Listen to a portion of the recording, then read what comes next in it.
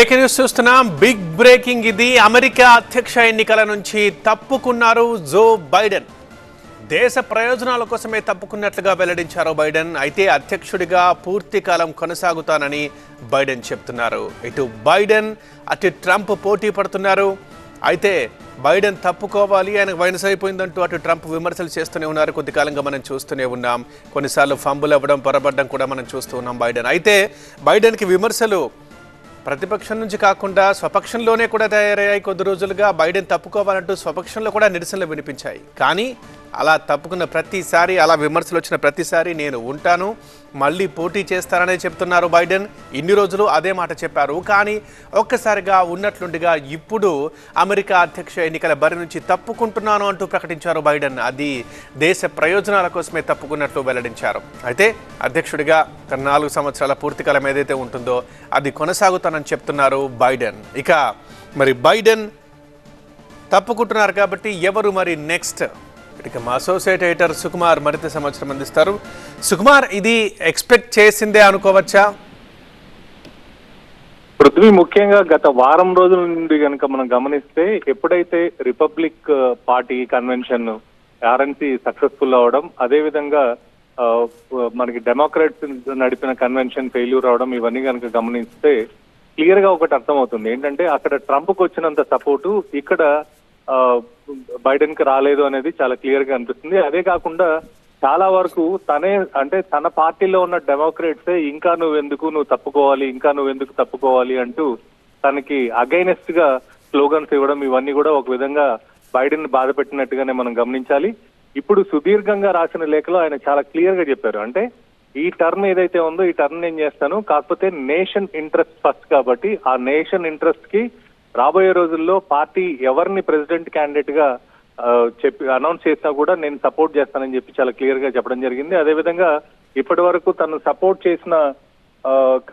Support చేసిన కమలా Harris vice president ఎవరైతే ఉన్నారో తనని కూడా కంగ్రాచులేట్ చేస్తూ పార్టీ ఎలక్షన్ వ్యవహారాల్ని ముందుకు తీసుకెళ్లాల్సిందిగా ఆమెను రిక్వెస్ట్ చేస్తూ కూడా లేఖలో మెన్షన్ చేయడం జరిగింది.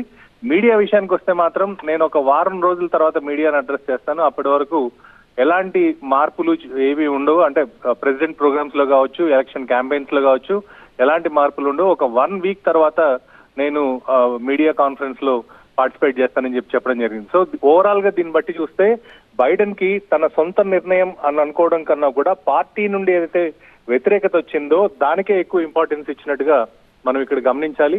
ఎందుకంటే ఈ గతంలో ఎప్పుడు జరగని విధంగా ఈసారి అమెరికా ఎలక్షన్స్ జరుగుతున్నాయి. ఎందుకంటే ఒకవైపు మొన్న అటు ట్రంప్ మీద జరిగిన దాడి కావచ్చు, ఆర్ఎన్సీ కన్వెన్షన్ కావచ్చు, వీటన్నిటి ఇంపాక్ట్ కూడా డెమోక్రాట్స్ ని ఒక కలవర పెడుతున్న పరిస్థితి ఇప్పుడు మనకి కనిపిస్తోంది. సో మోస్ట్లీ నెక్స్ట్ 1 వీక్ మనం వెయిట్ చేయాలి. అంటే తనకి ఆరోగ్య కారణాలు చెప్తారా, తను ఎందుకు పోటీలో ఎలక్షన్స్ లో ఎందుకు పాల్గొనడం లేదు, మరో టర్మ్ తనకు ప్రెసిడెంట్ అయ్యే అవకాశం ఉన్నప్పటికీ కూడా దాన్ని తను ఎందుకు వినియోగించుకోవట్లేదు అనేది మాత్రం ఖచ్చితంగా మీడియాను అడ్రస్ చేసినప్పుడు తను చెప్పే అవకాశం ఉంది. సో ఏదేమైనా అనుకుంటున్నారు కాబట్టి మరి నెక్స్ట్ ఎవరు పోటీ చేసే అవకాశం ఉంది? ముఖ్యంగా మనకి కమలా హ్యారిస్ కే ఛాన్సెస్ ఎక్కువ కనిపిస్తున్నాయి. ఎందుకంటే మొన్న లాస్ట్ 1 వీక్ జరిగిన పరిణామాలన్నీ కనుక మనం గమనిస్తే, ఎప్పుడైతే జో బైడెన్ ఒకవేళ ఇప్పటికిప్పుడు ప్రెసిడెంట్ పదవి నుంచి దిగిపోయినా కూడా ఎలక్షన్స్ కంప్లీట్ అయ్యేంత వరకు వైస్ ప్రెసిడెంట్ గా ఉన్న కమలా హ్యారిసే ప్రెసిడెంట్ గా అవుతుంది అని చెప్పి కూడా డెమోక్రాట్స్ అనుకోవడం జరిగింది. సో దీన్ని బట్టి చూస్తే ఇప్పుడున్న పరిస్థితుల్లో అయితే మాత్రం ఖచ్చితంగా మనకి కమలా హ్యారిస్ కి ఎక్కువ ఛాన్సెస్ కనిపిస్తున్నాయి. కాకపోతే మళ్ళీ అక్కడ లాస్ట్ టైం ఎప్పుడైతే హిల్లరీ క్లింటన్ కావచ్చు, ఇలా ఏ ప్రెసిడెంట్ క్యాండిడేట్ గా పోటీ చేసిన ఫీమేల్స్ ఎవరైతే ఉన్నారో, లేడీస్ ఎవరైతే ఉన్నారో, వాళ్ళెవరు కూడా ఇప్పటి వరకు ప్రెసిడెంట్ పదవి వరకు వెళ్లిన దాఖలా లేవు. సో ఈ పరిస్థితుల్లో కమలా హ్యారిస్ ప్రెసిడెంట్ అవుతుందా, ఒకవేళ అయితే అది డెమోక్రాట్లకి నెగిటివ్ గా మారనుందా, ఈ ఎలక్షన్స్ లో దాని ఇంపాక్ట్ ఎంతవరకు ఉండే అవకాశం ఉంది అనేది మాత్రం మనం వేచి చూడాలి.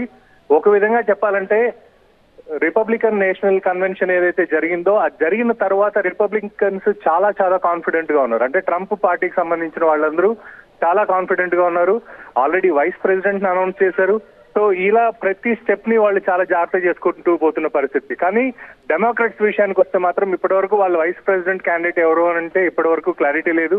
సో ఇలాంటి సమయంలో ఎస్పెషలీ పీక్ అవుతుంది. అంటే నవంబర్ లో మనకి ఎలక్షన్ రిజల్ట్స్ వస్తాయి. అప్పటి వరకు జరగబోతున్న ఎన్నికల్లో ఇలాంటి నిర్ణయం బైడెన్ తీసుకోవడం వల్ల అది ప్లస్ అవుతుందా లేకపోతే డెమోక్రాట్స్ కి మైనస్ అవుతుందా అనేది మాత్రం చూడాలి. ఎందుకంటే ఒకవేళ ఆల్టర్నేటివ్ గా కమలా హ్యారిస్ కనుక తీసుకొస్తే ఈక్వేషన్ ప్రకారం అది డెమోక్రాట్స్ కి పాజిటివ్ అవుతుందా లేదా అనేది గమనించాలి. అది కాకుండా అంటే మీరు అడిగినట్టు బైడెన్ ప్లేస్ లో ఇమ్మీడియట్ గా అంత స్థాయి ఉండి ప్రెసిడెంట్ గా పోటీ చేయగలిగిన వాళ్ళు ఎవరున్నారు అని చూస్తే మాత్రం మనకి ఓన్లీ కమలా హ్యారిస్ మాత్రం కనిపిస్తుంది. పృథ్వీ. రైట్ సుకుమార్, అది ఒక్కసారిగా సంచలన నిర్ణయం తీసుకున్నారు. జో బైడెన్ అమెరికా అధ్యక్ష ఎన్నికల నుంచి తప్పుకున్నట్లుగా ప్రకటించారు. కొద్ది రోజులుగా ఎన్ని విమర్శలు వచ్చినా సరే ఖచ్చితంగా నేను ఉంటాను, నేనే పోటీ చేస్తాను, ట్రంప్కి వ్యతిరేకంగా నేనే నిల్చుంటాను, మరోసారి అధ్యక్షుడిని అవుతానంటూ ఆశాభావం వ్యక్తం చేశారు బైడెన్. అయితే ఒకవైపు ఏమో ట్రంప్కి ఆదరణ పెరుగుతోంది, ఇటు విమర్శల జోరు పెరుగుతోంది. మరోవైపు స్వపక్షంలోనే నిరసనలు విమర్శలు వస్తున్నాయి జో బైడెన్. సో ఇవి గత కొద్ది రోజులుగా జరుగుతున్న పరిణామాలు బైడెన్ని బాధ పెట్టినట్లుగా మనం భావించవచ్చు. అందుకే మనం క్లియర్గా చూస్తున్నాం. ఆ లెటర్ రాశారు, సో నేను తప్పుకుంటున్నట్లు ప్రకటించారు. అయితే ఇది బాధగా అనిపించిన నేషన్ ఈజ్ ఫస్ట్, దేశ ప్రయోజనాల కోసమే నేను తప్పుకుంటున్నాను, దేశ ప్రయోజనాలు ముఖ్యం, ఈసారి అధ్యక్షుడిగా మాత్రం పూర్తి కాలం కొనసాగుతా, ఇకపై ఈ అధ్యక్ష ఎన్నికల్లో మాత్రం పోటీలో ఉండను అంటూ ప్రకటించారు. పూర్తిగా అసలు ఎందుకు తప్పుకుంటున్నాను, ఏ కారణాలని చెప్పి తర్వాత నేను వివరిస్తాను, వివరణాత్మకంగా వెల్లడిస్తాను అని చెప్పి జో బైడెన్ అన్నారు. సో మరి ఇక జో బైడెన్ తప్పుకుంటే మరి కమలా హ్యారిసేనా? ఇక మరి ఫైట్ ఎలా ఉండబోతోంది మొత్తానికి చూడాలి. ఏమైనా ఇది ఒక సంచలన నిర్ణయం.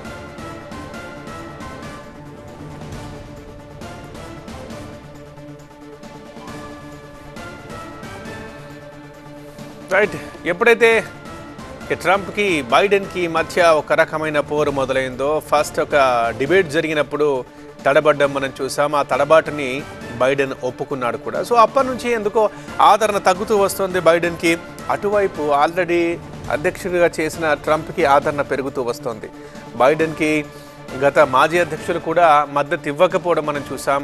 ఇంతకుముందు 2 సార్లు అమెరికా అధ్యక్షుడిగా పనిచేసిన బరాక్ ఒబామా కూడా బైడెన్కి మద్దతు ఉండకపోవచ్చు, ఈసారి బైడెన్ గెలవకపోవచ్చు అని అన్నారు. ఆయనే కాదు, ప్రముఖులందరూ అట్లాంటి అభిప్రాయాలను వ్యక్తం చేశారు.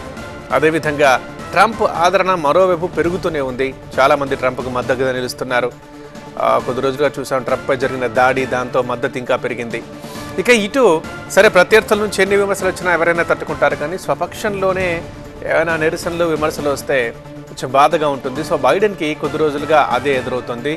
బైడెన్ తప్పుకుంటే మంచిది అని చెప్పి బైడెన్ పక్షంలో ఉన్నవారే బహిరంగంగా విమర్శించిన సంగతి కొద్ది రోజులుగా మనం చూస్తున్నాం. సో ఇవి గత కొద్ది రోజులుగా జరుగుతున్న పరిణామాలు బైడెన్ని కలవరపెట్టాయని చెప్పుకోవచ్చు. అందుకే జో బైడెన్ ఈ నిర్ణయం తీసుకున్నట్లుగా మనం భావించవచ్చు. స్టిల్ ఇవన్నీ జరుగుతున్నా కూడా బైడెన్ మాట్లాడారు. నేను ఎట్టి పరిస్థితుల్లోనూ అధ్యక్ష బరి నుంచి తప్పుకోను, నేనే పోటీ చేస్తానని చెప్పారు. మద్దతు ఇచ్చేవారు కూడా ఉన్నారు. కానీ ఇలా నిర్ణయం తీసుకుంటారని అనుకోలేదు. తీసుకోవచ్చు అన్న అభిప్రాయాలు మాత్రం వ్యక్తమయ్యాయి. కానీ ఇంత సడన్గా బైడెన్ తప్పుకుంటారని మాత్రం ఎవరు ఎక్స్పెక్ట్ చేయలేదు. సో కారణాలు అందరికీ అర్థమైనా ఇదొక సంచలన నిర్ణయం అని చెప్పుకోవచ్చు. అమెరికా అధ్యక్ష ఎన్నికల నుంచి బైడెన్ తప్పుకున్నారు. దానికి సంబంధించి ఒక లెటర్ రిలీజ్ చేశారు. సో ఆరోగ్య కారణాల రీత్యా తప్పుకుంటున్నాను అని చెప్తారు. బట్ మెయిన్ అయితే నేషన్ ఫస్ట్ అంటున్నారు. దేశ ప్రయోజనాల కోసం నేను తప్పుకుంటున్నాను, అధ్యక్షుడిగా పూర్తి కాలం ఉంటాను, ఈసారి మాత్రం పోటీ చేయను, పార్టీ ఎవరిని నియమిస్తే, ఎవరికి అవకాశం ఇస్తే వారికి నేను మద్దతు ఇస్తానంటున్నారు జో బైడెన్. ఇది ఇంకా ప్రపంచవ్యాప్తంగా అది ఒక బ్రేకింగ్ న్యూస్. ఎందుకంటే ముందుగానే అభ్యర్థులు నిల్చున్నప్పుడే నేను ఈసారి పోటీ చేయనని బైడెన్ అని ఉంటే ఇప్పటికీ కమలా హ్యారిసో లేకపోతే ఇంకెవరో వచ్చి ఉండేవాళ్ళు. సో మామూలుగానే జరిగేవి. కానీ అమెరికా అధ్యక్ష ఎన్నికలు దగ్గర పడుతున్న తరుణం దాకా పోటాపోటీగా అధ్యక్ష బరిలో ఉండి ఆల్రెడీ డిస్కషన్స్ కూడా అయ్యి, ఏవైతే ఎన్నికల క్రమంలో జరుగుతాయో డిబేట్స్ అవి అయ్యి పోటాపోటీగా ప్రచారాలు చేస్తుంది, మద్దతు కూడగట్టుకుంటున్న క్రమంలో ఒక్కసారిగా తప్పుకోవడం మాత్రం ఇది సంచలనంగా చెప్పొచ్చు. జో బైడెన్ అనూహ్యమైన నిర్ణయం తీసుకున్నారు. బైడెన్కు విజయావకాశాలు తక్కువగా ఉన్నాయని చాలామంది చెప్తున్నారు. బరాక్ ఒబామాతో సహా చాలామంది అంటున్నారు. సో ఈ కారణాలు కావచ్చు, స్వపక్షంలోనే వ్యతిరేక పక్షం తయారవడం కావచ్చు, లేదా వయస్సు, ఆరోగ్య సమస్యలు కావచ్చు. ఏమైనా ప్రధానంగా మాత్రం దేశ ప్రయోజనాలు నాకు ముఖ్యం, అందుకోసం నేను తప్పుకుంటున్నాను, ఈసారి మాత్రం పదవిలో పూర్తిగా కొనసాగుతాను, ఎన్నికల్లో మాత్రం పోటీ చేయనంటూ జో బైడెన్ ఒక ప్రకటన విడుదల చేశారు. ఇక డొనాల్డ్ ట్రంప్కి మరి వ్యతిరేకంగా ఎవరు? కమలా హ్యారిసే వస్తారా? మ్యాక్సిమం ఆమె వచ్చే ఛాన్సెస్ ఉన్నాయి. ఒకవేళ ఆమె వస్తే మరి అధ్యక్షులు ఎవరు అవుతారు? లేడీ ప్రెసిడెంట్ గనక అమెరికాకు అవుతారా? ఇక ఇప్పటి నుంచి చాలా ఇంట్రెస్టింగ్గా ఉండబోతోంది అమెరికా అధ్యక్ష ఎన్నికల బరి అనేది. ఇంకా చూడాల్సిందే మరి మనం.